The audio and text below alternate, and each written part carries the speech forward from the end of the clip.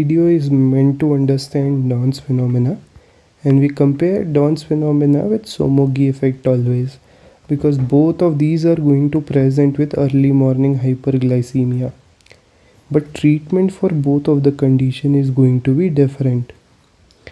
Let's understand the graph first for both of them. So here we have a line graph. On x-axis we will have a time, and y-axis we draw blood glucose level. We take three timelines mainly: a time when patient slept, a early morning time of 3 a.m., and then when the patient wakes up 7 a.m.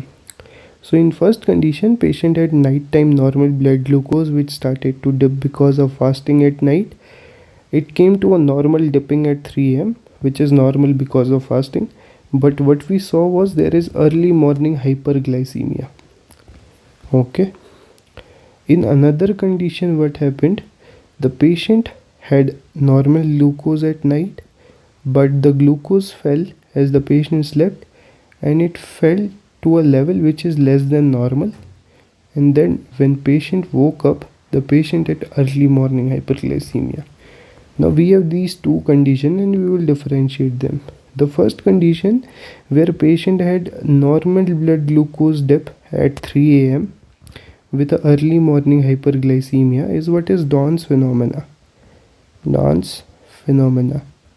And this is because the patient actually normally has a surge of GH and cortisol in the morning. And this surge of GH and cortisol at the morning is going to cause hyperglycemia in the morning. So this occurs normally in a patient because of GH and cortisol surge.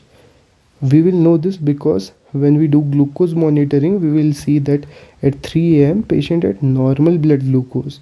So this suggests patient has Dawn phenomena, and in this case we need to increase the insulin dose to treat the patient. In another condition, see what happens. So patient slept with an insulin dose at night time. There is a hypoglycemia at night time. Body has counter-regulatory mechanism of increasing the glucose, releasing glucagon, and there is early morning hyperglycemia. Now in this phenomenon, we see that there is dip in the glucose more than normal. This has occurred because of increased insulin dose at night time. So patient, because of an increased insulin dose at night, is having a dip at the 3 a.m. and then patient's counter-regulatory hormone are causing hyperglycemia.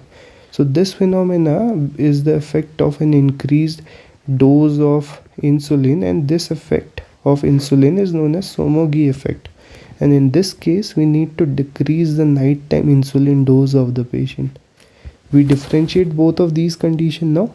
So Dawn's phenomena is because of the early morning surge of GH and cortisol, and there is normal blood at 3 a.m., blood glucose at 3 a.m. We need to increase the insulin dose to overcome the effect of GH and cortisol, the diabetogenic hormones. Somogyi effect, whereas as hypoglycemia at 3 a.m.